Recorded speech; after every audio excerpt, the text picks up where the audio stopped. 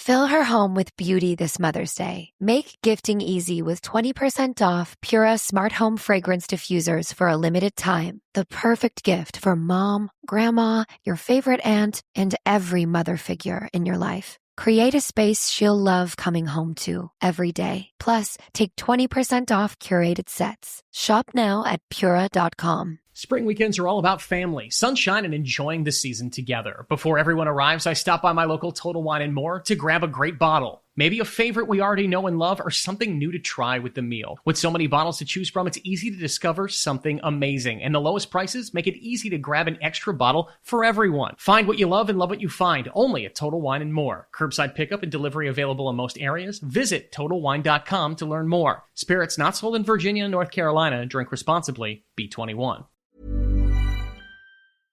A whole river made of chocolate? No way! Eavesdroppin.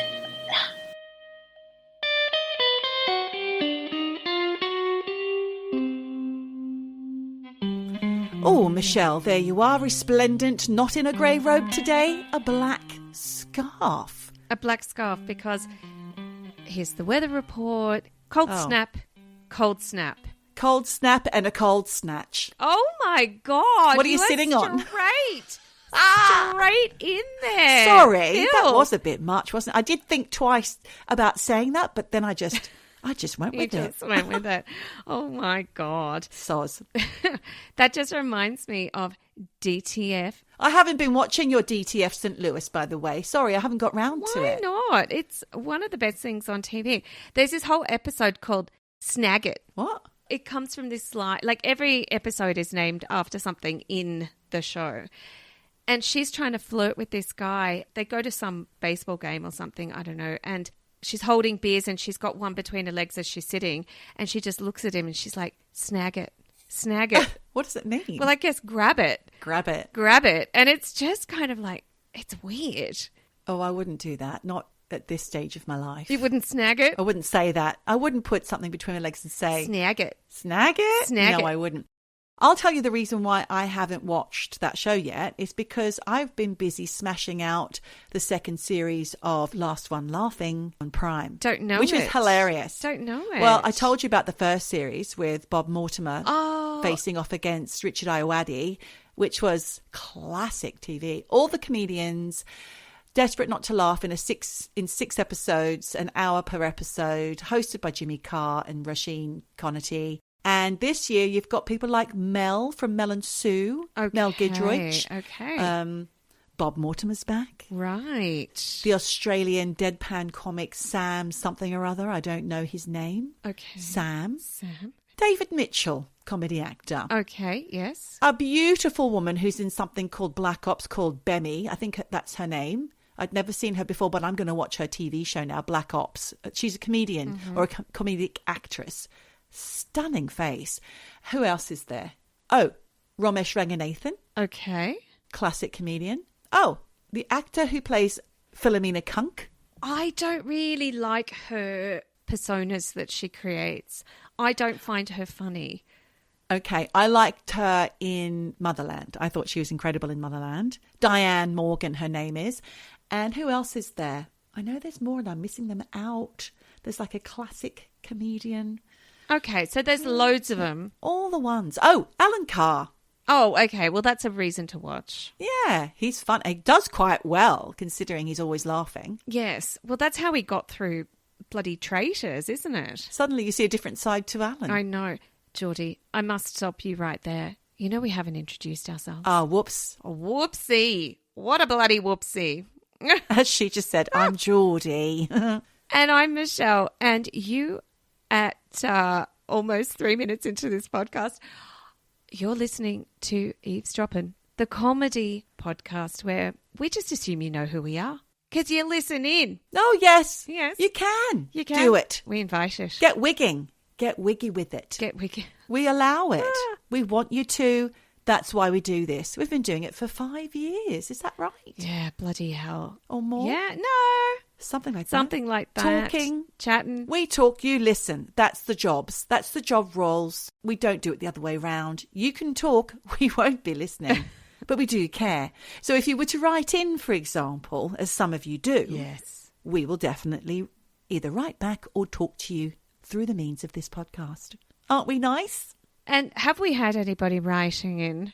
Not to my knowledge, not this week. Oh, that's a shame.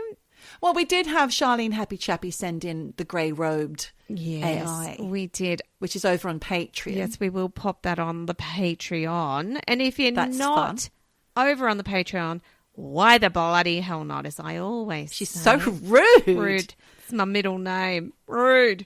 The Patreon, it's got bits, it's got pieces. It's got bits and pieces. In fact, this month we have another little segment for you to listen to, Mysteries. That's what we've got over on our extra droppings on Patreon this month. And you can access that by popping coins into our slots and going over to www.patreon.com/eavesdroppin. Podcast or just eavesdropping? I think it's Eavesdroppin' the podcast. We don't even know. And this is what you get with Eavesdroppin'. We don't know shit. Please don't think that we have any a little facts. bit loosey-goosey. Because we have no facts ever. So don't go to that dinner party thinking you've got some facts up your sleeve. You'll go down like a lead balloon. Dinner party kamikaze, in fact. It's wrong, you goose. We're playing fast and loose. So tell me the facts we do, but that's the X. Dinner party kamikaze. We're fast and loose. So, Geordie. Yes, Michelle. So you've been watching some comedians. Have you been watching anything else? Having a laugh. I watched the first episode of The Pit. Now, it was just ER, basically. I don't know if I'm here for it, to be honest. I know you loved it, but there's a lot of medical procedures and medical talk, and I don't know if I can keep up. And, of course, there's a link to the COVID era, which watching with my husband was a bad idea. Oh, bit triggering? Yes. Okay, not so good. Can't watch that with him. Well, the thing is, I'm not really a medical procedural fan. I've never watched ER. It wasn't my thing. But The Pit is... I liked that it was quite contained. You know, it's one day. Is that what ER was as well? Yeah, exactly. It's almost exactly the same, but with all different doctors except for one, who was the main guy in ER. Okay, all right. So having never seen that, I quite liked The Pit. And I'm on to season 2, and it's drip, drip, drip. Nearly finished the second season. I think there's about 2 or 3 more weeks. Do you know what's going on, Michelle, when they say intubate and... Well, I do now. You know, all the other terms. Yes. And, you've been learning. It's a learning experience. It is. And I feel like I'm getting an education for when I need to go and shout at nurses and advocate for people and be that awful bitch that is yelling, my husband or whoever needs intubation. Intubate now. What a pain in the arse you're going to be. I'm going to be that person. Oh, yeah, they're going to be sedating me and throwing me, in the quiet room. Or taking you out and having a word to that said husband and saying, we just need to ask you, is everything all right at home? Oh. Is she the reason why you're here? Oh, my God. Oh, dear. But yes, I do feel like I'm being educated. But like I've said before, I can't watch all of the blood. Like when they are slicing open a stomach and all of this like muck is coming out. Oh, muck. No. I can't watch it. I go like this over my face so I can hear it. I can see. She's got her hands in front of her face. In front of my eyes. You can't see. Eavesdroppers. I don't look between my fingers. I literally put my palm in front of my eyes so I see the outside of the screen, but not the gory stuff that's going. Not the gory No, bits. it's not for me. It is really not for me. Yeah, I don't like the visceral stuff either. No, but there are some good storylines, and I like a storyline. All right. So The Pit is something that is not for you. I don't see myself watching it, certainly not with my husband. He's got too much to say about what he thinks about COVID, so that's not going to happen. I might watch it if I've got nothing else better to do, but to be honest, I've just been seeking out comedy at the moment. Okay, you need a laugh. Yes. You need the laughs. Well, the other night, I had made some reference to Charlie and the Chocolate Factory, and my partner said, what? Oh. And I said, Roald Dahl. And he said, who? The greatest children's author of all time. And famed now, they say, anti-Semitist. He's got a bit of a bad rap at the moment. A bit a la, who were we talking about recently? what's her guts, who did the Harry Potter. Don't go there again. Oh, Bloody J.K. hell. Rowling. Yes. No, it's tricky. Yes, but I think we have in the past talked a little bit about, what is it, fuckwit or genius, or I don't know. Evil or Genius it was. Evil or Genius. Yeah. His stories, though, his short stories, fucking brilliant. Tales of the Unexpected, that TV show still pops up and you get to see those wonderful short stories in 70s or 80s style TV shorts starring people like Joan Collins. It's incredible. Tales with a twist. He may have said, I think it was one anti-Semitic comment. Right. Which people have really jumped on it, and a lifetime of amazing stories he's been destroyed over. Yeah. In these divisive times. Yes. In these divisive times, you know, it's happened also to Enid Blyton and, you know, all of those like classic children's authors from... Oh, Enid, why? Because she had certain type of rag doll with dark fabric in her stories? Yes, and I think she might also have said the N-word. Oh. But anyway, the thing with Roald Dahl is I've pinned that for a future episode because he is absolutely fucking fascinating. What did hubby say about Charlie and the Chocolate Factory? He'd never seen it? Never seen it. So are you going to watch it? I said to him, sit your little tiny bony ass down on that sofa. And strap in. Rot into that sofa for a moment. And we watched half because we've got the other half to watch when we have time. Oh. I said to him, give me 10 minutes of your time. And if you don't like it, and it's the Gene Wilder 1971 version, of obviously, course, must because be. why the fuck else would you watch any of the other Johnny Depp versions? Yeah. We sat down and his little face, he was enthralled. Enthralled. And he just said... A whole river made of chocolate? No way. He just said, they don't make movies like this anymore. Oh, God love him. And he was so in it and he was loving it. And he said, I actually really am enjoying this. Wonderful. And having not seen it for decades, Gene Wilder is mad. Yes. Absolutely insane and wonderful. And frightening all at once. And frightening all at once. I was singing along all the words. I've got a golden ticket. Like I remembered everything. And it's really interesting watching it as an adult. It's kind of hilarious. All the adult references that as a kid went right over you, because they release these Wonka bars and there's this woman, her husband's been kidnapped. I'll give anything. They've asked for your box of Wonka bars. And then she's like, can I think about it? And, you know, as a child, you probably don't understand, like, that's quite funny. And it's just really sweet how you really empathize with the child who comes from poverty. And it's weird. Yeah. These 4 grandparents all lying in a bed. All in one bed. What the hell? So it was really great. So pin that because I'm going to be looking into Roald Dahl. Okay, that's exciting. Has your partner seen The Sound of Music? No. And I said to him, every child in Australia of a certain era grew up with watching that.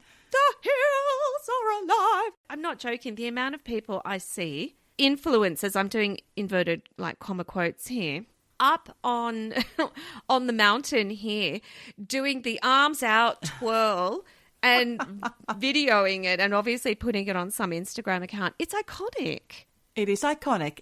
And of course, you're sitting in the country that they were running to at the end of the film. No spoilers. No spoilers. Because everybody but him has seen it. Exactly, because Switzerland was apparently neutral. But as adults, we all know that Switzerland, by neutral, they meant instead of dealing just with one side, it meant they were dealing with everyone. So it was kind of like, America, you want some guns? Here you go. Nazis, you want some guns? Here you go. We're neutral. Who wants money and chocolate? We've got lots of that. Watchers, come here. We'll give everyone everything. Yeah. We're not fussy. Okay. So I think that's what they actually meant by neutral. Like every country during the Second World War, there's a really dark side to, you know, the way Switzerland handled themselves. Nazi gold, for a start. The banks here, I think, probably still full of it. But England also did not act honourably. Sweden didn't act honourably. Obviously, Germany did not act honourably. Yes, you know, there's a dark side to the way every country conducts themselves during world wars. Maybe that's an episode in itself. Do you know what? Write in. If you want me to look into all of that, write in. You know what you've got to do? www.eavesdroppin / What? etc. Yes. Hello@eavesdroppin.com is actually the email address if you'd like to contact or get in touch through the social medias, Instagram and Facebook, eavesdroppin _ for Instagram. Yes.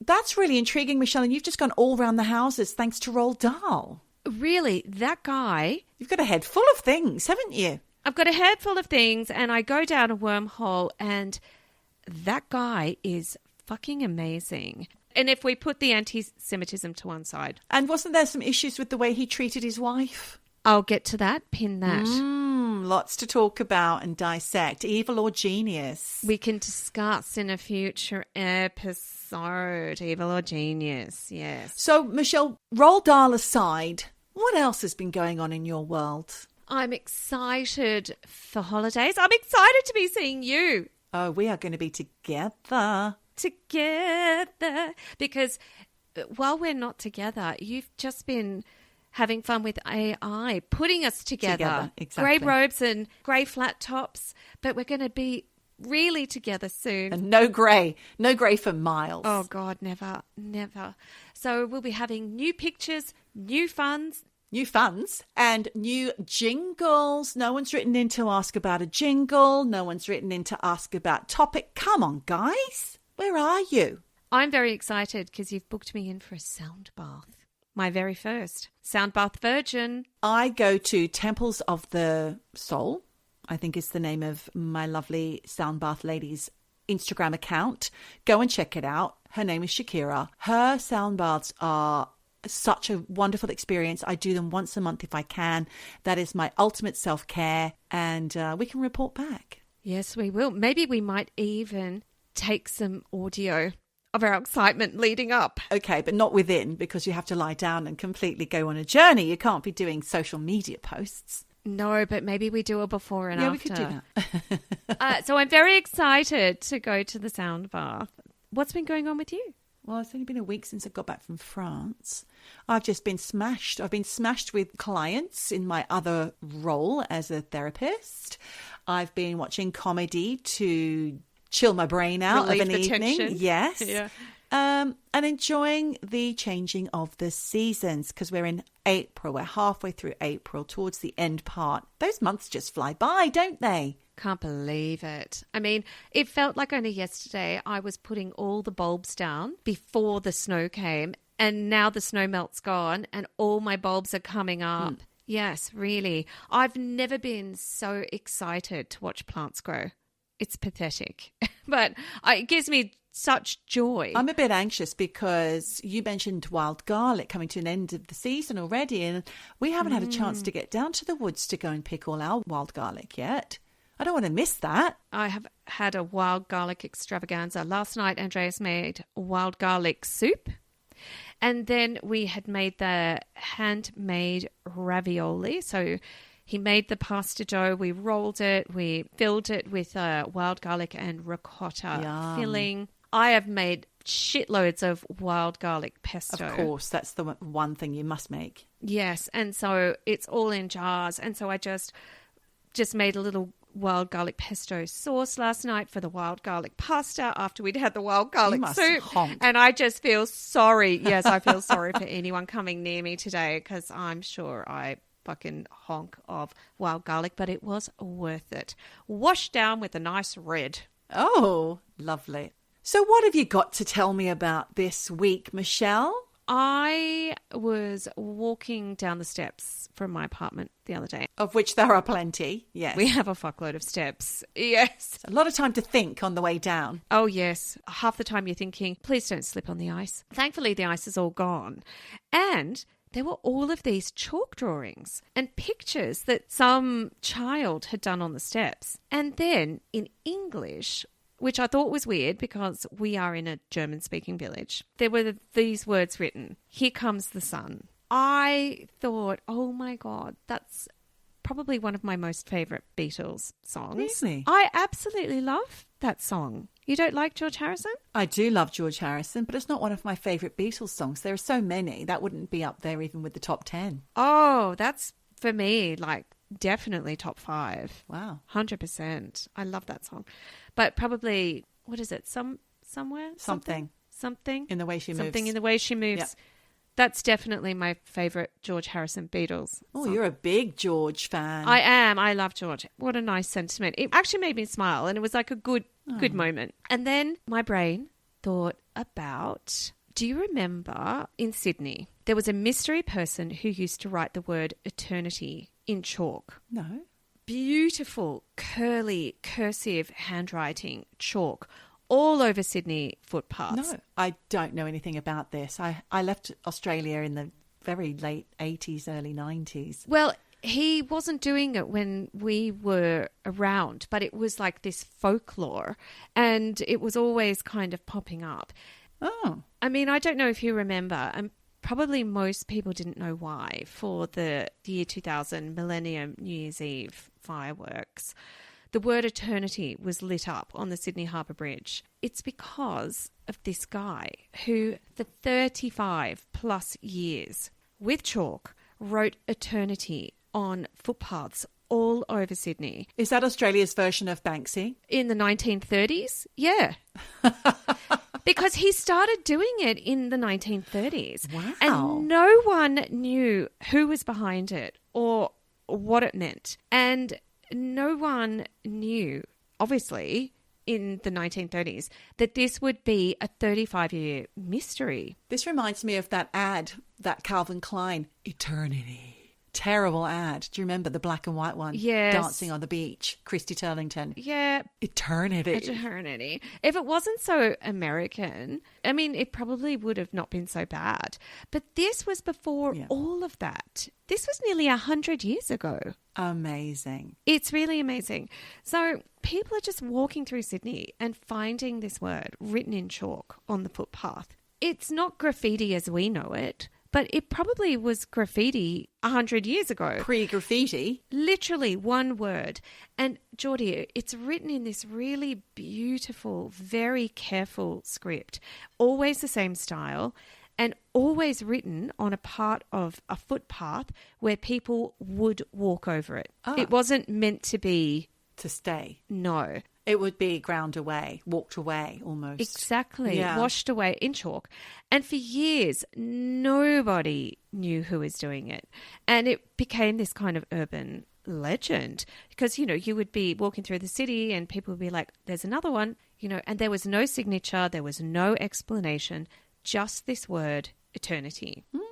From the 1950s, it was a real phenomenon. It was big enough that there was like newspaper articles about it. Who's behind it? Yeah. And of course, there were copycats, you know, people pretending like, I'm the writer, I'm the person behind the eternity. People putting their hands up. Yeah. Yeah.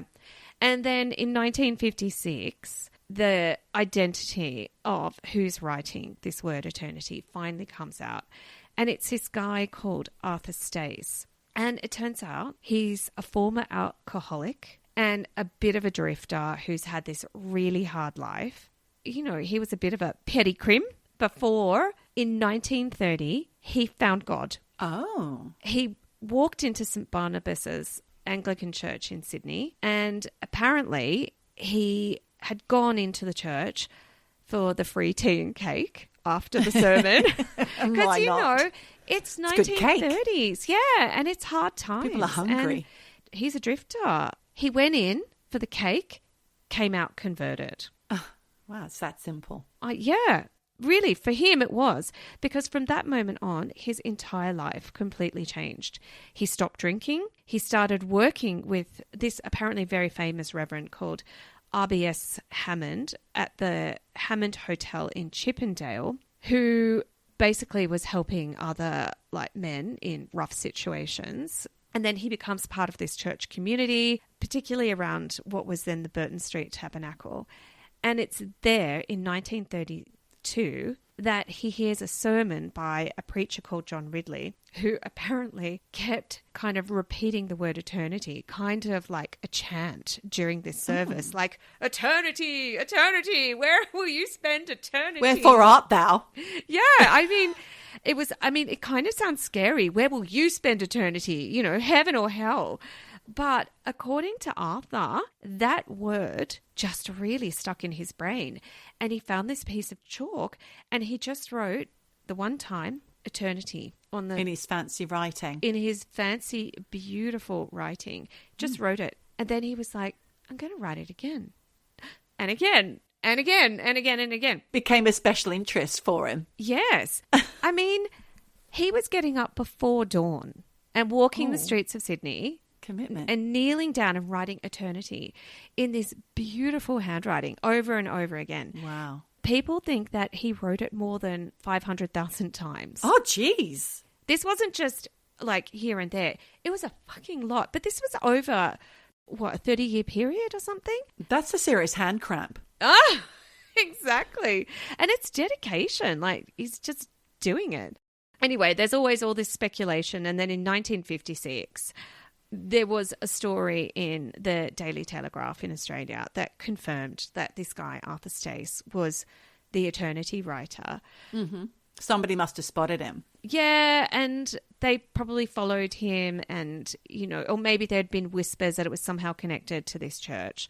But, even after this big reveal, people were still intrigued because they're like, why that word? Why that repetition? Why spend half your life writing it? Was there an answer? Did he know? Not really. It was more just the church, the idea of eternity and making people think, what is eternity to you? What does it mean eternity for you? Do you have good feelings about it or bad feelings when you hear the word eternity? I think it depends on your mood in the moment. Because if you think about it, I've been waiting for an eternity. I mean, that to me is what I immediately jump to. And that drags my soul down. I just think, oh, God, I can't wait that long. Yeah. I can't wait 5 minutes, let alone an eternity. I'm very impatient. Yes. But then I'm trying to think of the... I'll love you for eternity. Yes, that's the That's positive. a nice one. That I'll love you. Yeah. Yeah, exactly. So I think it really... An eternity ring. I've got one that's made out of my grandmother's Princess Diana replica ring that she bought from one of the high street jewellers back in the 80s. Oh. And I've turned it into a beautiful ring. Angus and Coote, maybe. Angus and Coote. I was going to say been. Prouds, but it must Prouds. have been Angus and Coote. Could have been Angus and Coote. It could have been Prouds. Who knows? I think it's a word that, I mean, look, all words like that are open to interpretation, but I think a lot of people had a lot of speculation around it. And when he died in 1967, it did become part of this Sydney culture. And then obviously forever memorialised on New Year's Eve in 2000 when it was really projected in huge letters on the Sydney Harbour Bridge. Oh. And, it's kind of beautiful, but also, like you said, in the wrong mind frame, or frame of mind even, it's heaven or hell in a way. Well, that's the original context that Arthur originally heard it. Exactly. It's eternity. Yes. Make your choice. Yes. Live your life the way that you would want to live forevermore. Exactly. But the problem with that is human beings can't be one way all the time. That's the thing about us. We're nuanced. Light and shade. We might be good people, but we do bad things occasionally. Or maybe we do bad things a lot, but we're not good people. I mean there's so many combinations of the formula. Of course. I mean, you think about good people or bad people doing, or good people doing bad things and bad people doing good things. I think that was like the whole premise of Mr. In Between. Right. Was he a good person doing bad things or a bad person who did good things? And for anyone who doesn't know what we're talking about, I'll put a link to that. It's a very good TV show. That makes me think of a couple of scenes. Like, you are frightened of him. He's a very scary presence, but he has this weird moral code because he's a hitman. Yes. But he's got this moral code and you're just not sure where the line is drawn. And actually you get to see that line gets pushed very far. It moves into dubious territory. Yes. A couple of times, if not more. But then you see him being the most fantastic father to his daughter. And a lovely boyfriend. And a really lovely boyfriend. A brilliant series where I think those questions are always on your mind.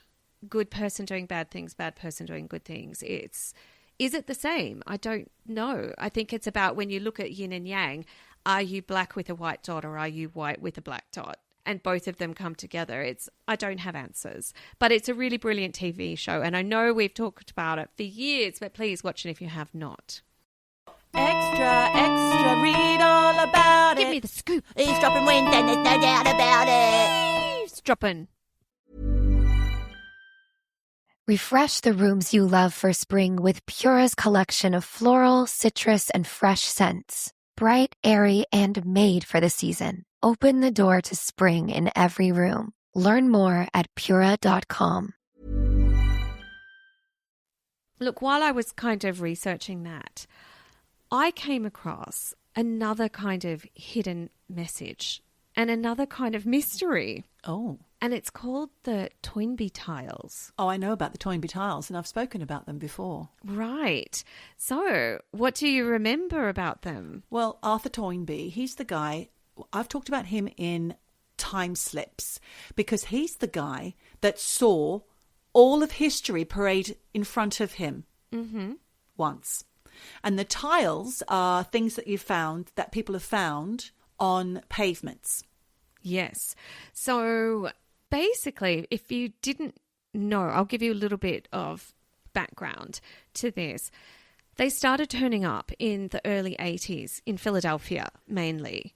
And they are these little plates that are embedded in the asphalt in roads. And they're not stuck on top like a graffiti. They are actually pressed into the tar of the road. Somehow, I don't know, someone managed to make them part of the road. That would take a lot of heat, wouldn't it? You'd have to just really heat up the asphalt and then push down your tile. Yes. And they are all saying basically the same thing or some kind of version of the same thing, which is Toynbee idea. In movie 2001. Sometimes it says in Kubrick's 2001. Oh, bloody Kubrick. I know. And then it says resurrect dead on planet Jupiter. What? Yes.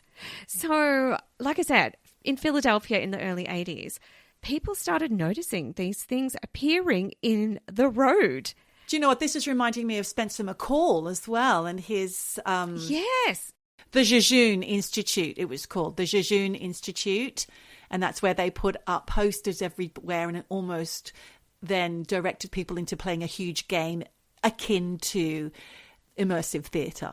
And we have done an episode, which Michelle will link. Spencer McCall, the documentarian himself, has even gotten in touch with us. So quite an interesting concept. Well, he promised you an interview and then didn't follow through. Thanks. Thanks a lot, Spencer.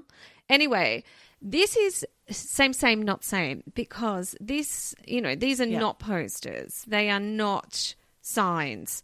They're little tiny tiles, which you could easily miss on the road. No, they're big. Are they? It's a big message. I imagined they were quite small. Well, what do you think is quite small? Like a lino tile. Funny you should say that, because I'll get there has been talk that it was mixed with linoleum. Yeah. But yeah, I guess probably the size of an A4 or something. Okay. But they're not like little tiny bathroom tiles, know. No, nothing like that.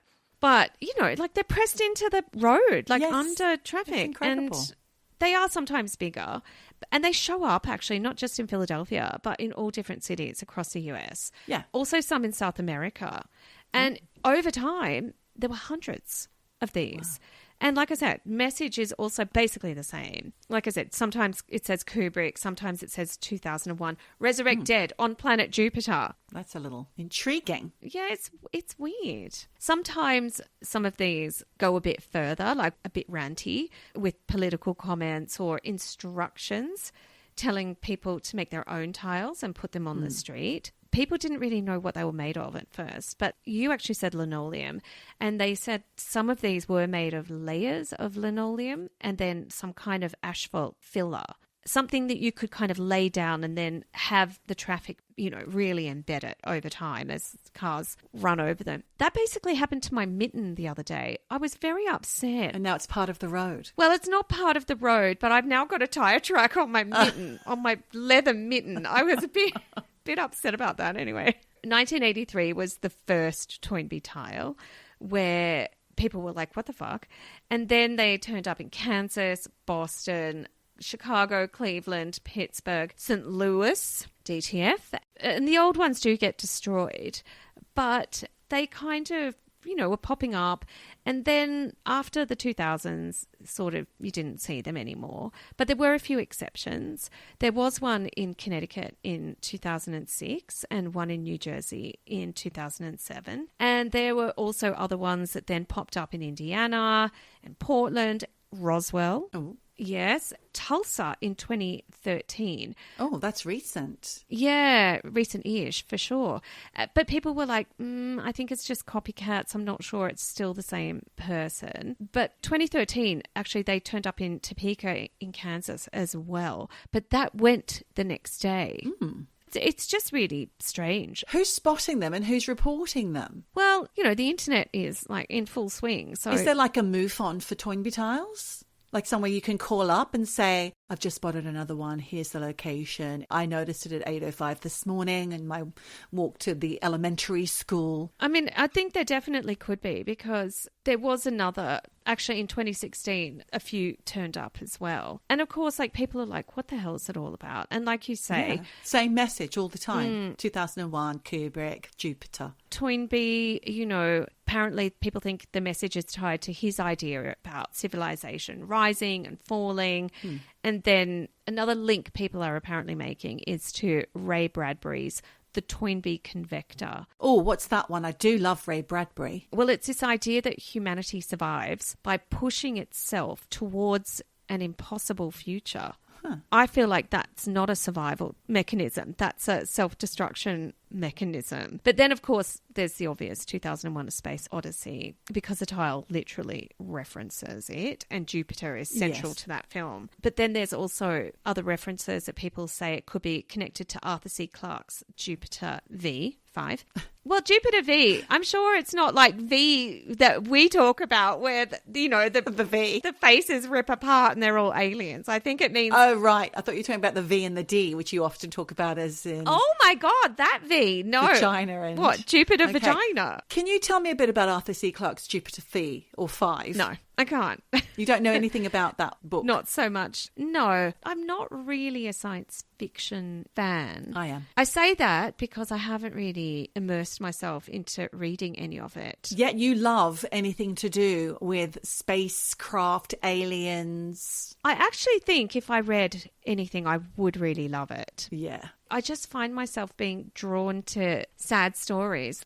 Like the Madison that I watched the other day. If that was in book form, I would have read it and cried. That's what I'm drawn to, is fiction more than science fiction. But do you know what? I've got some weeks to while away doing absolutely fuck all in Sweden. Maybe I should buy a book. If you've got a good book that you can recommend, write in and tell me for my good idea. My first introduction to all of these kind of science fiction works. There are also people who think it could be some kind of conspiracy, Cold War references, but don't really know.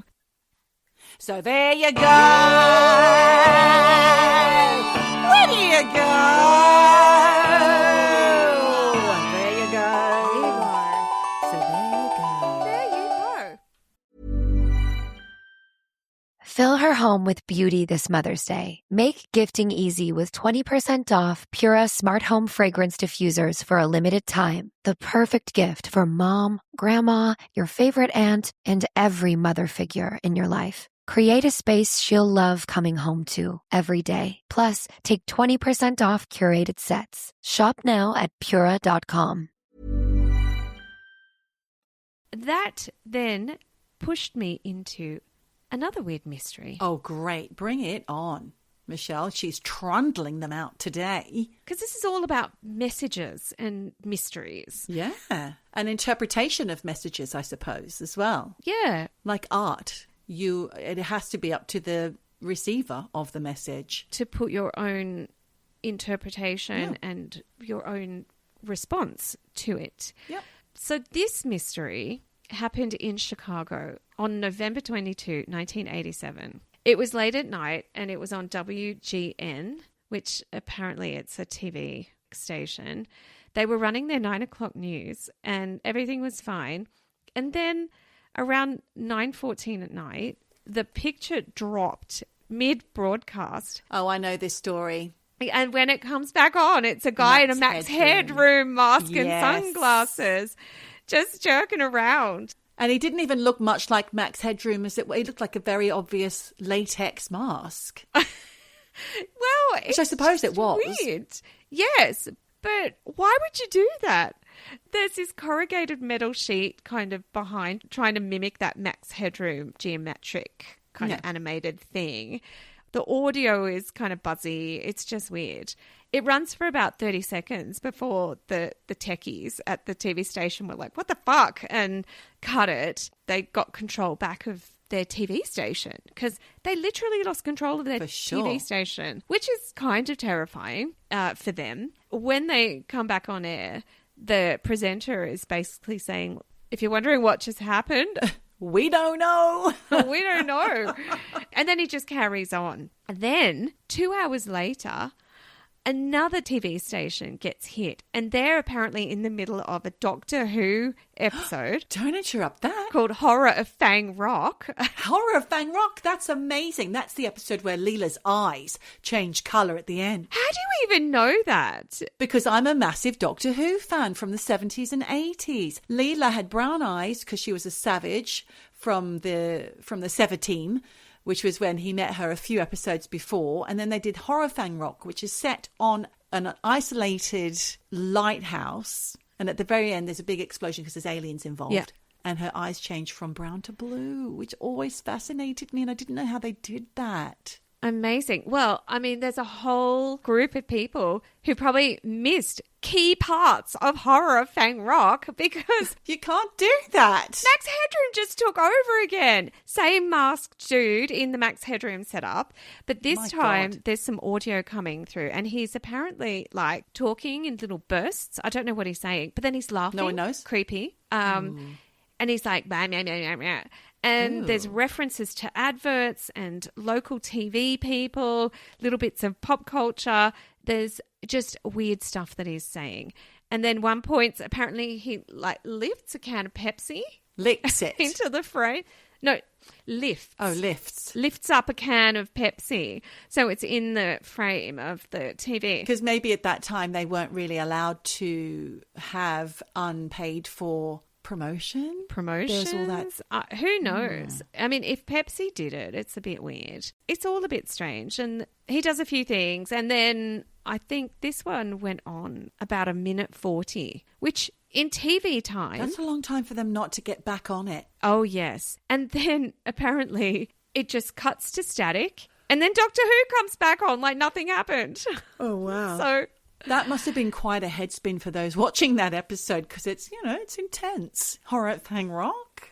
Yeah. Basically, to this day, no one knows who was behind it, why it happened. I just think it sounds like a prankster. Yeah. Because there was no real message there more than... I can do this. You're vulnerable. I can hack in. Be careful. It reminds me of every iteration of Batman where they'll always, usually the Joker or the Riddler, always take over the television stations of Gotham City and announce to the world. In fact, they can even poison you or hypnotize you and get control over you. It's quite an idea, isn't it?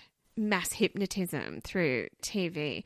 Problem is that would never work these days because no one watches TV. Too many choices and we're streaming. Yeah. When there was, 2 channels like Channel 7 or ABC, then, you had a better chance. You had a 50-50 being able to do mind control. But these days, no chance. No chance.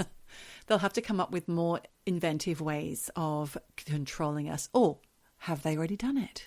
Is it already happening? Dun, dun, dun. And it's called Instagram. I mean, who can tear their eyes away from those feeds? Oh, my God. I've trained myself not to scroll in the morning because if I do, It is a time suck. I know. And the thing is, I want to know that garden hack. I want to know where to buy that Amazon find. I want to see that kitten cuddling up to a beagle. I subscribe to all of these people who are like, Amazon hacks to make your life simpler. And I'm like, oh, I could have that in my house. Oh, that's quite good. And then you're just watching, and then I'm looking at all the bloody face yoga ones and all of that. So it's a real... It's so telling what we get delivered, isn't it? I've just got one little last messagey mystery for you. All right. And this is kind of like a long-running puzzle that I think no one really expected it would still be going on. It starts in 1990, and there's this artist called Jim Sanborn, and he is instructed to install this sculpture at the CIA headquarters, which technically it's the George Bush Center for Intelligence in Langley, Virginia. Okay, wait, I just can't get past. When you say getting a statue in a headquarters, I always go to Dodie and Diana, that statue of them, golden dancing statue at the back of Harrods. I think that's gone. Is that still there? It's gone now. Yeah, because Fayed is dead and he'd sold it. So, yeah, that's gone. Thank God. Because it was just weird. Thank God, it was just odd. This is not a statue, it's a sculpture. And it's not what you think, because basically it's called Kryptos, which is the Greek for hidden, which already tells you there's a little game going on here, right? So it's not really a sculpture that you would go, oh, that's a sculpture, like you say, a human form or anything. Basically what this is, it is this whole kind of environment of copper plates, granite, water, plants, wood. But the centerpiece is this big curved copper screen. It's like a piece of paper has come out of a printer and cut into it, literally like cut into the metal, this copper, are 869 characters. And they are mostly letters with a few question marks. And there is no obvious meaning. But it's not one code. It's 4. It was designed to be a code breaker's nightmare.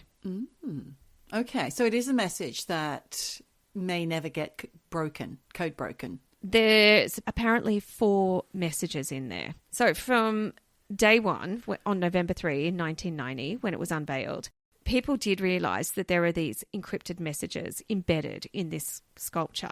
And immediately, people from all over the world, cryptographers, hobby code breakers, they all start trying to break this code. Now, over time, because this was 1990, 3 of the messages have been solved. But it wasn't quick. You know, it wasn't just by one group. In the 90s, early 90s, people inside the National Security Agency, they cracked the first 3 passages around 92, 93, but they didn't announce it. There was also someone inside the Central Intelligence Agency, the CIA, a guy called David Stein, who also solved it by 1998.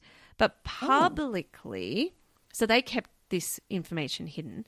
Publicly, the first person to step forward and be like, I've got it, was a guy called Jim Gilogly in 1999, who used a computer. That's how he cracked the code. It's kind of not random. So the first message, it's kind of a little bit poetic, called It's Illusion. That's the message, but it's not spelt correctly. It's illusion, but IQ, Lusion. Occlusion. So kind of like IQ Illusion. and illusion. So is it an IQ illusion? You know, is that being kind of weird? The second one talks about something totally invisible. So it gives coordinates, which if you map it out is about 174 feet southeast of the sculpture. Okay. So it's sort of pointing to something buried maybe nearby. And apparently it ends with the line, who knows the exact location? Only WW. Who's that? Well, people think it could be William Webster. I actually don't know who that... I don't know. I didn't do that part of the research. Do write in. Sorry. The third message is a paraphrase, apparently, of Howard Carter describing the moment he opened Tutankhamun's tomb in 1922. Oh, yes. I knew that name. So you've got this archaeology, hidden chambers, all of this weird messages. And hieroglyphics, all in this CIA courtyard. To me, it sounds quite random. Like, what? Sounds a bit Masonic. A little bit. And of course, there is the fourth message, still unsolved. Oh. It's still unsolved. Even with AI, even with all of the world's amazing processing power, still unsolved. Can you share it with our eavesdroppers? They might be able to shed some light. We have got a clever bunch amongst them, Neil and Charlene and all of them. All of you.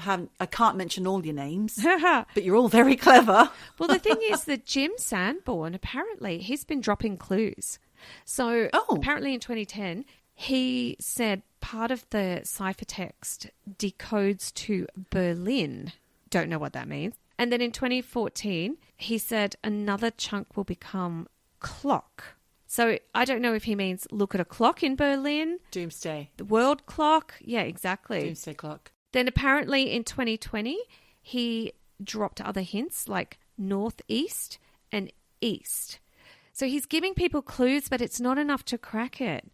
No. Then in 2025, he apparently says he's going to auction the solution to the fourth clue, the whole thing. So he's going to give you the solution. But you have to bid for it. I guess. He sells the archive for nearly $1 million. Oi. Well, that's a pension plan, Jim. It is a pension plan. Like, well done, because maybe he didn't get paid enough in the 90s and now he's like struggling. And it means nothing except a nice little nest egg for Jim Sanborn. Yeah. Before the auction, apparently there were these two researchers, Jarrett Kobeck and Richard Byrne, who were digging through some of Jim Sanborn's papers at the Smithsonian, and they think they accidentally came across the solution, not by cracking the code, but because some of his ideas were in his archive notes. And he's like, yeah, I accidentally should have not included those notes in my archives. So those archives are sealed until 2075. Oh, God. So you've got this situation where the solution does exist, but not verified. So it technically remains unsolved.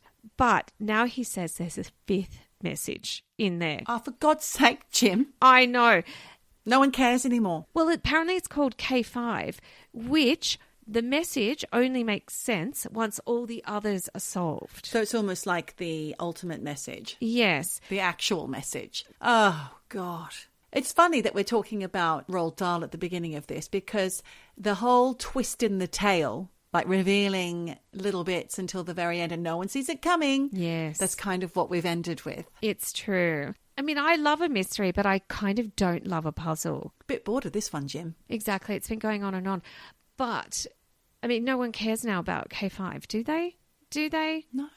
And by 2075, no one's going to give a shit either. Sorry, Jim. No one's going to even be alive. Exactly. So who cared about it in the beginning? Yeah, I mean, look, the other day, Andrea said, oh, this piece needs to fit in this toolbox. Can you put it in there? And I opened it up, spent 2 seconds going, this doesn't fit. What was he talking about? Where were you? Oh, we were sorting out our shed. Thanks for the context, because you could have been anywhere. The bedroom. No, oh my God, we don't have power tools in the bedroom. It was a power tool in, they give you those cases and you're meant to have all the bits and pieces in there. Well, it was this bit. And he said, can you figure out how it fits in there? And I opened it up and I literally took 2 seconds to look in there and I was like, no, not doing this puzzle. No. And he was like, no. He then spends 15 minutes coming to the same conclusion. Can't be done. Can't be done. And I was like, 2 seconds, I'm not wasting my time.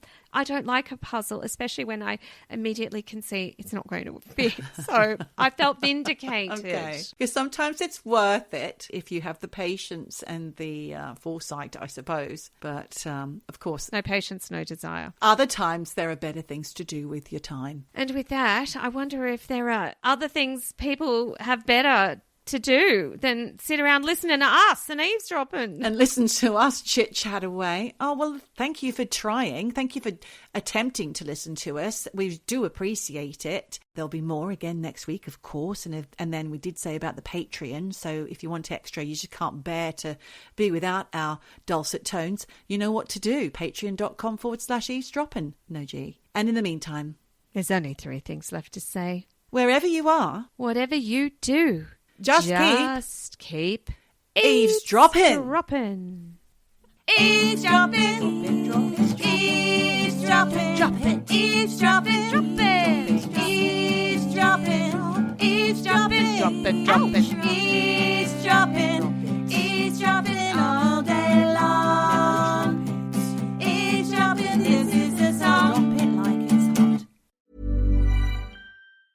AI is transforming customer service. It's real and it works. And with Finn, we've built the #1 AI agent for customer service. We're seeing lots of cases where it's solving up to 90% of real queries for real businesses. This includes the real-world complex stuff like issuing a refund or cancelling an order. And we also see it when Finn goes up against competitors. It's top of all the performance benchmarks, top of the G2 leaderboard, and if you're not happy, we'll refund you up to $1 million, which I think says it all. Check it out for yourself at fin.ai. Refresh the rooms you love for spring with Pura. Our collection of floral, citrus, and fresh scents brings a light, airy feel to every space, like opening the windows on a first warm day of the season. From soft blooms to bright citrus, each scent is designed to capture the energy of spring and make your home feel renewed, effortless, and alive. Learn more at Pura.com.